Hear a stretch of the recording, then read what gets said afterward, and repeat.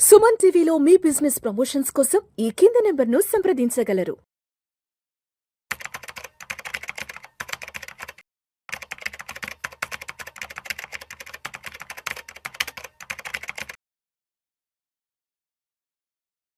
నమస్తే హర్ష. నమస్తే. Welcome to Vishnu talks. Thank you. So Harsha, ఈ రెంటల్ అగ్రిమెంట్కి సంబంధించి కొత్త రూల్స్ వచ్చాయంటూ కూడా సోషల్ మీడియాలో విపరీతంగా కొన్ని వీడియోస్, ఆర్టికల్స్ కూడా బాగా వైరల్ అవుతున్నాయి. రెంటల్ యాక్ట్ 2025 అంటూ కూడా దానికి సంబంధించిన వార్తలు విపరీతంగా సోషల్ మీడియా వైరల్ అవుతున్నాయి.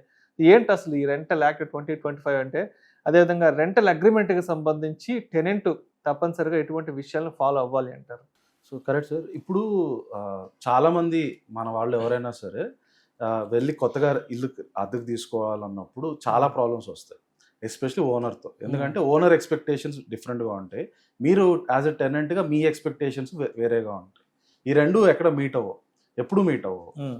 ఇంకా ఇది ఎప్పుడు ఇంకా పెద్ద ప్రాబ్లం మారుతుందంటే, మీరు వేరే ఊరికి వెళ్ళి, అంటే మీరు తెలుగు వాళ్ళే ఉండి ఎక్కడ బాంబేకి వెళ్ళి ఫ్లాట్ తీసుకోవాలనుకున్నారు అనుకోండి, అక్కడ అతను ఏదో హిందీలో మీరేదో తెలుగులో, ఇంకా ప్రాబ్లం చాలా పెద్దగా అయిపోతుంది, లాంగ్వేజ్ నాన్ సింక్ అయిపోద్ది. కరెక్ట్. అండ్ అతను ఇంకా మిమ్మల్ని అడ్వాంటేజ్ తీసుకోవాలనుకోవడం, ఎందుకంటే అతను లోకల్ కాబట్టి అతనికి అక్కడ ఏదో పవర్ ఉంటుంది, బయట నుంచి వచ్చినవాడు నేను ఆడుకుందాంలే వీళ్ళతో, అలాంటి మైండ్ సెట్లో కూడా ఉండొచ్చు. సో అటు టెనెంట్స్ ఇబ్బంది పడతారు, కొన్ని ప్లేసెస్లో టెనెంట్స్ ఓనర్స్ని చాలా ఇబ్బంది పడతారు. సో దానివల్ల ఓనర్స్ కూడా ఇబ్బంది పడతారు. సో మీరు చాలా కేసులు వింటానే ఉంటాం, ఒకవైపు ఇద్దరు టెనెంట్ అన్న ఇబ్బంది పడుతూ ఉంటాడు, ఓనర్ అన్న ఇబ్బంది పడుతూ ఉంటాడు. సో దీన్ని కొంచెం స్ట్రీమ్ లైన్ చేసి ఎవరు ఇబ్బంది పడకుండా ఒక స్టాండర్డ్ ఫార్మాట్ తీసుకురావాలని చెప్పి 2021లో central government model tenancy act అని తీసుకొచ్చింది. ఇది మోడల్ యాక్ట్. మోడల్ యాక్ట్ అని ఎందుకు అని అన్నారంటే, టెనెన్సీ అనే స్పేస్ స్టేట్ సబ్జెక్ట్ కింద వస్తుంది. జనరల్గా central subject, state subject, concurrent list మూడు ఉంటాయి. సెంట్రల్ సబ్జెక్ట్ అంటే దాని మీద పార్లమెంట్ లాస్ చేయొచ్చు. స్టేట్ సబ్జెక్ట్స్ అంటే వాటి మీద ఓన్లీ స్టేట్ గవర్నమెంట్సే లాస్ చేయొచ్చు. ఫర్ ఎగ్జాంపుల్ అగ్రికల్చర్ రిలేటెడ్ ఏదైనా సరే మన స్టేట్ లా చేయొచ్చు. అలాగే ఈ టెనెన్సీ కూడా మన స్టేటే లా చేయొచ్చు అనమాట. అందుకని సెంట్రల్ గవర్నమెంట్ అన్ని స్టేట్స్ దగ్గర ఒకటే టైప్లో లాస్ ఉండాలని చెప్పి కొన్ని key central theme of the act మాత్రం వాళ్ళు ఒక మోడల్ యాక్ట్ చేసి అన్ని స్టేట్స్కి ఇచ్చారు.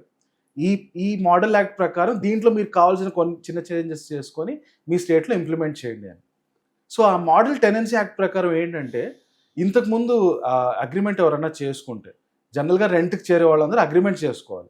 ఎందుకంటే అట్లీస్ట్ ఒక 11 months 12 monthsకి ఇలా నేను ఓనర్ టెనెంట్ కలిసి ఒక అగ్రిమెంట్ చేసుకొని ఉండాలి. లేకపోతే ఎనీ టైం ఓనర్ వచ్చి అసలు నాకు డబ్బులు వేయలేదు, నువ్వెవరు నా ఇంట్లో దొంగతనంగా వచ్చావంటే టెనెంట్ చేసేదేం లేదు, రైట్? సో అందువల్ల ఒక అగ్రిమెంట్ అనేది కంపల్సరీ. చాలా మంది చేస్తూ ఉంటారు. అయితే ఈ అగ్రిమెంట్లో వచ్చే ప్రాబ్లమ్స్ ఏంటి? కొంతమంది ఉంటారు, వాళ్ళు ఏంటంటే 6 months డిపాజిట్ కట్టాలంటారు. అంటే మీరు ఒక 30,000 రెంట్కి ఇల్లు తీసుకుంటే ఆల్మోస్ట్ 2 లక్షలు డిపాజిట్ కట్టాలి. చాలా మంది వాళ్ళకి అలాంటి స్తోమత ఉండకపోవచ్చు, వాళ్ళు ఇప్పుడే జాబ్ చేరి ఉంటాడు, 30,000 జీతం వస్తూ ఉంటుంది, 50,000 జీతం వస్తూ ఉంటుంది, రైట్? ఒక 15,000కి ఇల్లు తీసుకుందాం అంటే 6 months అంటే ఆల్మోస్ట్ 1 lakh అతను డిపాజిటే కట్టాలి. మరి బెంగళూరు లాంటి సిటీస్ లో మరి విపరీతం, చాలా విపరీతం. 6 months 7 months 9 months 10 months కూడా వెళ్తారు. 5 లక్షలు 6 లక్షలు 7 లక్షలు అక్కడ అడ్వాన్స్లు కట్టాలంట. అలా అసలు అంత డిపాజిట్ మీద వడ్డీలు ఎంత పోగొట్టుకుంటారు మీరు, రైట్? ఓనర్కి ఎంత వడ్డీలు వస్తాయి, రైట్? సో అండ్ ఇలాంటివి చాలా ఇష్యూస్ వస్తాయి. సో ఇంతకుముందు సింపుల్ అగ్రిమెంట్, ఓనర్ టెనెంట్ కలిపి ఒక అగ్రిమెంట్ చేసేసుకునేవాళ్ళు ఒక స్టాంప్ పేపర్ మీద, ఇదే అగ్రిమెంట్ అని చెప్పి అందరూ ఫాలో అయ్యేవాళ్ళు. ఏమైనా ప్రాబ్లం వస్తే ఈ అగ్రిమెంట్ తీసుకెళ్ళి పోలీస్ స్టేషన్కి వెళ్ళేవాళ్ళు. బాబు ఇలా అగ్రిమెంట్ చేసుకున్న వాళ్ళు దీని మీద వాళ్ళు ఈ తప్పుదం చేశారు, అగ్రిమెంట్ని ఇలా వైలేట్ చేశారంటే అప్పుడు పోలీస్ కేసు రిజిస్టర్ చేయడం ఏదో చేసేవాళ్ళు.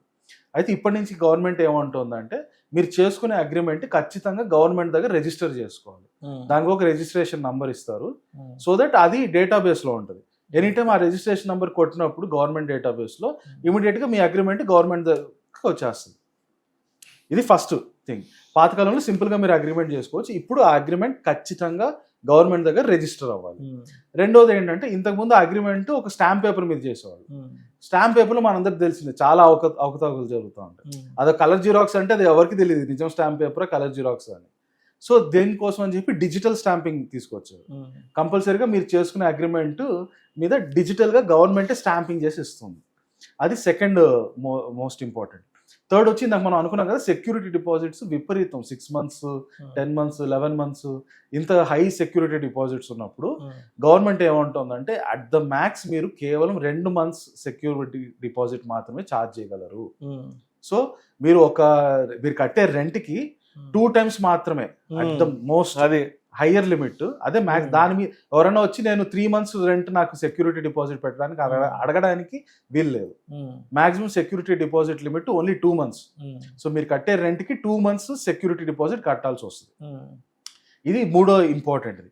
నాలుగోది ఏంటంటే ఇంతకుముందు రెంట్ ఓనర్కి నచ్చిన ప్రకారం పెంచుకుంటూ వెళ్ళేవాళ్ళు. గవర్నమెంట్ ఏమంటుందంటే 1 సంవత్సరం నుంచి నెక్స్ట్ సంవత్సరానికి లిమిట్ ఇచ్చింది 5 to 10%. అటు 5% నుంచి ఇటు 10%. ఈ రెండింటి మధ్యలోనే మీరు పెంచగలిగే పర్సంటేజ్ ఉండాలి. ఇష్టం వచ్చినట్టు 15-20% పెంచడానికి వీల్లేదు. అలాగని 5 కంటే తక్కువ కూడా అంటే అది చేసుకోవచ్చు. యాక్చువల్గా 0 పెట్టుకొని చేసుకోవచ్చు. బట్ అల్టిమేట్లీ 10% అప్పర్ లిమిట్ అయితే పెట్టారు. 10% కంటే ఎక్కువ పెంచకండి అని. అండ్ వీటన్నిటికంటే ఇంకా ఇంపార్టెంట్ ఏంటంటే ఈ మొత్తం ప్రాసెస్లో ఏదైనా డిస్ప్యూట్ వస్తే, మీరు అగ్రిమెంట్ చేసుకున్నారా, ఇంట్లో ఉన్నారు, ఏదైనా డిస్ప్యూట్ వస్తే దానికి ఇంతకుముందు మీరు కోర్టుకి వెళ్తే అది సంవత్సరాలు కేసుకి వెళ్ళేది. ఈ కొత్త మోడల్ టెనెన్సీ యాక్ట్ ప్రకారం ఏంటంటే special fast track courts exclusively for rental అగ్రిమెంట్స్కి ఫాస్ట్ ట్రాక్ కోర్ట్స్ ఉంటాయి. అవి only rental agreements related problems చూస్తాయి. సో డైరెక్ట్గా మీరు ఆ కోర్టు దగ్గరికి వెళ్తే వాళ్ళు ఇమీడియట్గా 24 hours 48 hours లేకపోతే విదిన్ 1 week 2 weeks ఆ కేసుని రిజాల్వ్ చేయడానికి వాళ్ళు చేయగలిగి మాక్సిమం ఎఫర్ట్స్ చేసి కేసుని రిజాల్వ్ చేస్తారు. అట్ ద సేమ్ టైం ఇంకోటి ఏంటంటే ఓనర్స్కి టెనెంట్స్ మీద చాలా ప్రాబ్లమ్స్ ఉంటాయి. ఏంటి, టెనెంట్ రెంట్ కట్టలేదు. అలాంటి టైంలో ఏంటి అంటే ఈ యాక్ట్ దానికి కూడా ప్రొవిజన్స్ ఇస్తారు. ఒకవేళ టెనెంట్ 15 days రెంట్ కట్టకపోతే మీరు ఇమీడియట్గా ఆ టెనెంట్ని ఇంట్లో నుంచి ఖాళీ చేసి ఆ సెక్యూరిటీ డిపాజిట్ కంప్లీట్గా ఫోర్ఫీట్ చేయొచ్చు. ఇలాంటి ప్రొవిజన్స్ కూడా ఆ యాక్ట్ ఓనర్స్ని కూడా సేవ్ చేయడానికి పెట్టింది. సో మొత్తానికి ఒక ఇంట్లోకి జాయిన్ అయ్యేటప్పుడు తప్పనిసరిగా టెనెంట్గా తెలుసుకోవాల్సిన అగ్రిమెంట్కి సంబంధించిన విషయాలు తప్పనిసరిగా అన్నిటి మీద అవగాహన కలిగి ఉండాలి. అదేవిధంగా ఓనర్ వైపు నుంచి కూడా గవర్నమెంట్ వైపు నుంచి ఎటువంటి పాలసీస్ ఉన్నాయి ఏంటంటే కూడా తప్పనిసరిగా ఓనర్ వైపు నుంచి కూడా ఫాలో అవ్వాలంటారు. Right. Thank you so much Harsha. Thank you.